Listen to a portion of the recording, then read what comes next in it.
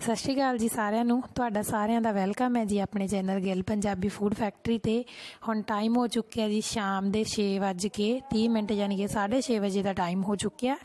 तो इस तरह का तुहानू जिहड़ा नज़ारा दिखाने जी साडे पिंड दा इस तरह का देखो भी जिहड़ा शाम के टाइम का माहौल है। सो मैं अज मूंगी मसरी की दाल ते चौल बनाऊँगी ते नाल फुलके बनाऊँगी। सो अज घरे कहंदे भी चौल बनाओ ते मैं चौल ज़्यादा हरी मूंगी दे नाल जां फिर मूंगी मसरी की दाल दे नाल ही बनाउणी हुंदी आ। शाम के टाइम वधिया रहिंदा तां आपां चौल बना लैंदे आ।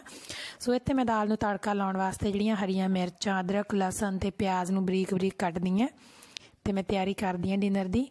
सो आई होप कि तुहानू सारिਆਂ ਨੂੰ ਜਿਹੜੀ मेरी अज की वीडियो है बहुत ही वधिया लगूगी। सो जे वधिया लगी जी तुसी लाइक जरूर करना वीडियो नू ते तुसी शेयर भी जरूर करना अगे मेरी वीडियो नू। जिन्ने भी तुहाडे फैमिली ते फ्रेंड्स ने उन्हां नाल सारिਆਂ नाल शेयर जरूर करियो ते चैनल ते नवे आए तो अपने चैनल नू जरूर सबसक्राइब करियो जी। इस तरह दियां तुहानू बहुत ही वधिया वधिया वीडियोज़ मिलणगीਆਂ मेरे चैनल ते। सो बने रहो जी वीडियो दे नाल ते इंजॉय करो अज दी वीडियो। लो जी आप चीर के रख लिया सारिया चीज़ा। सो हरिया मिर्चा अदरक लसन ते प्याज चीर लिया तो आप बनाने हैं मूंगी मसरी की दाल। तो अज सोचा ये कहते भी चौल खाने हैं। सो चौल भी बनाने हैं नाल। ते पहला मैं दाल तड़का ला लैनी है तो गैस ऑफ कर दी है।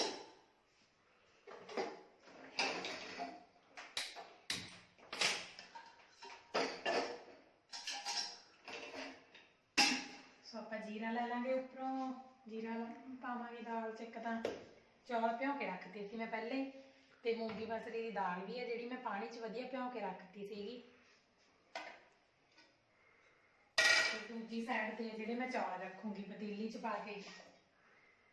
पहला मैं दाल में तड़का ला लिया।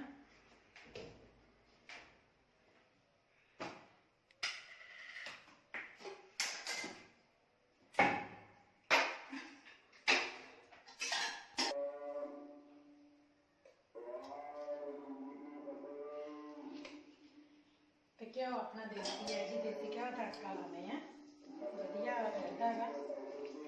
बच्चों लिए तो सारे लिए वधिया रहता। फ्रिज च रखे हुए तो थोड़ा जहा ज़्यादा जमया पिया है।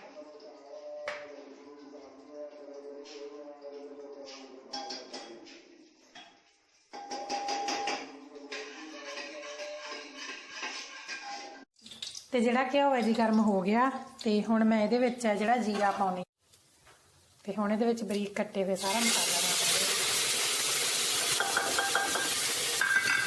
वधिया मिला देंगे।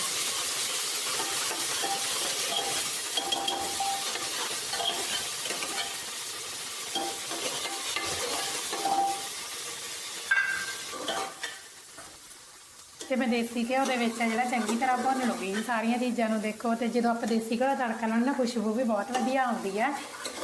तो इस तरह मैं मसाले में चंगी तरह भुनूँगी फिर ये नमक मिर्च पाऊँगी फिर पाऊँगी पानी फिर पाऊँगी मूंगी मसरी फिर दाल बहुत ज़्यादा स्वाद बनती है।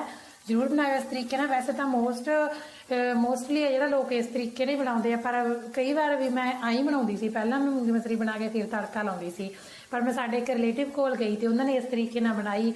मैं बनाई तो नहीं सी पर उन्होंने मैं दसिया भी इस तरीके ना बनाओ तो फिर बहुत स्वाद बनी। मैं चलो भी मैं भी इस तरीके ने बनाया करूँ घरे मूंगी मसरी दाल या मूंगी भी आप बनाने हैं। मैं बाद में तड़का लाती सी पहला।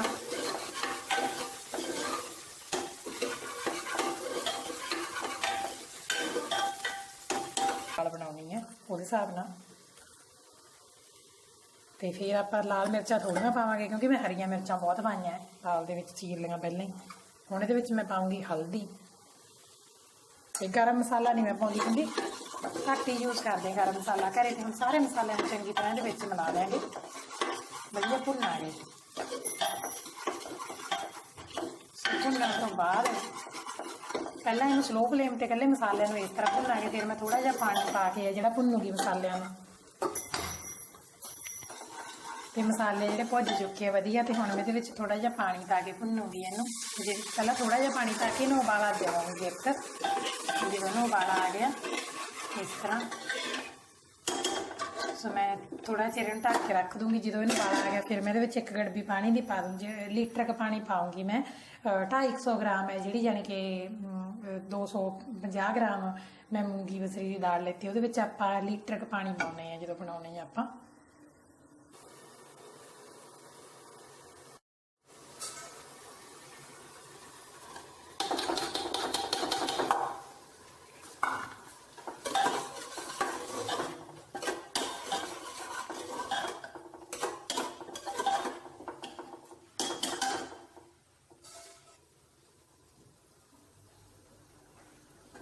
ਉਸੇ ਕੌਲੇ ਨਾਲ ਹੁਣ मैं पानी पा दूंगी। ये मूंगी मसरी दाल पाती जिन्ना कि मैनू पानी चाहिए।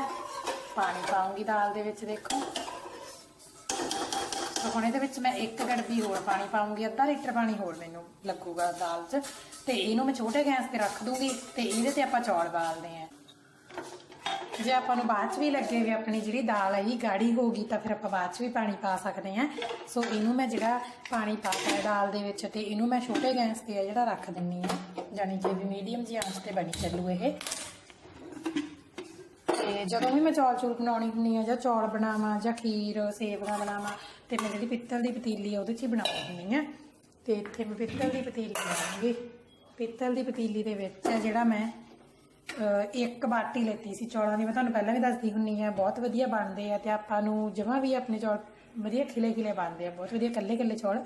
ये आपां 2 बाटियां पानी दे पावांगे। जे एक बाटी जिन्नी भी जिहड़े भी भांडे नाल नाप दिओ, जे एक बर्तन आपां ओह लैने चौलों का तो 2 बर्तन लै लो जिहड़े पानी दे। पानी नूं गरम होण दे देंगे फिर इहदे विच चौल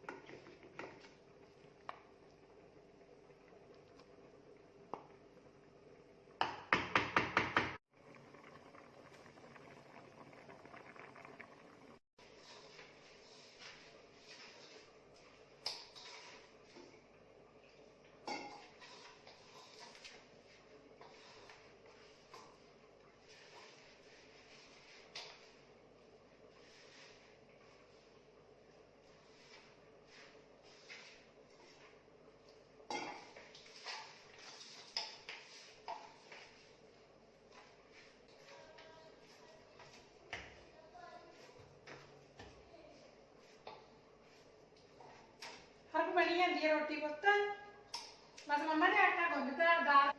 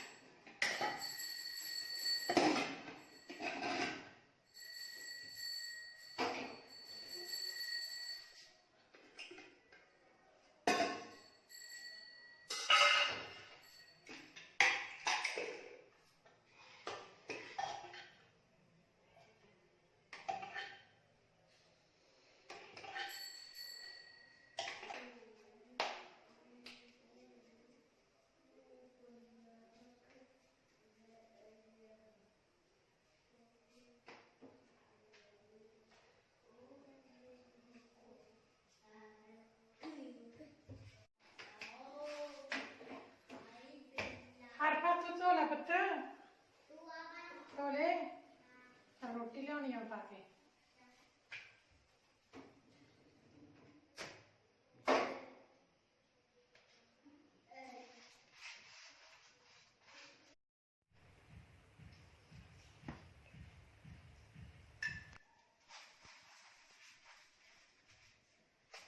तो हुण आपां सारा जिहड़ा डिनर है जी बना लिया। सो कोई बड़ा चीज़ां नहीं बनाईयां, सिर्फ रोटी ते दाल चावल है।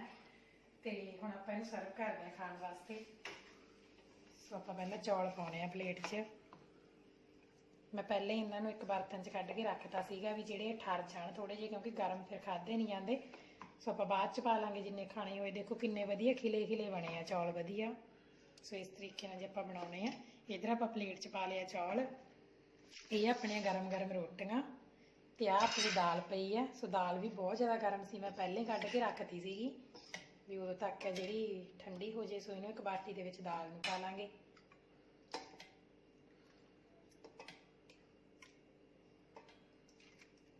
तो ये आप पाने देसी घ्यो, क्योंकि दाल सब्जी देसी घ्यो बिना बिल्कुल भी स्वाद नहीं लगती।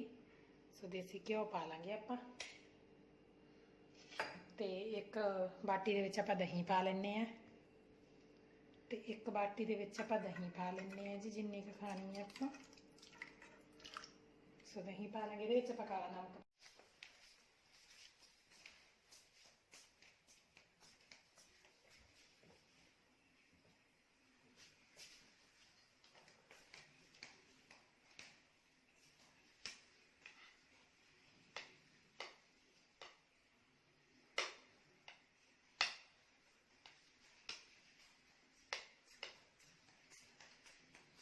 मैं चौलों च पाने वास्ते अग दाल ले आनी है। घ्यो पाया है दाल च रोटी ना खाने वास्ते।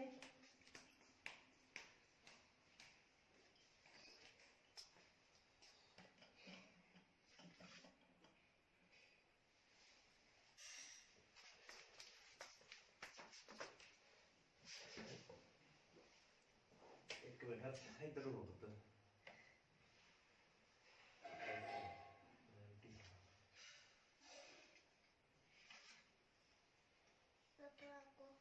हाँ तो मैं खिला दूंगा।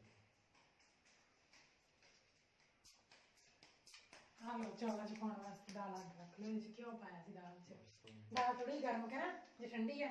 एक मिनट देख लो बस सही है। सही है। घ्यो कर के विच वधिया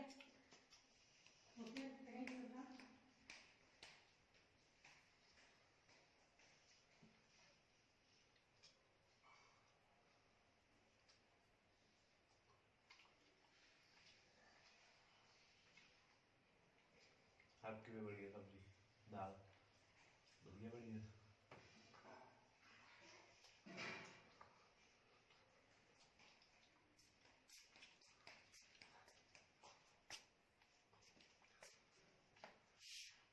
पानी रख लो इधर कर लो इतने। ले हर मैं भी खावा रोटी पुत्र। इधर नु हो मम्मा इतने बैठोगी।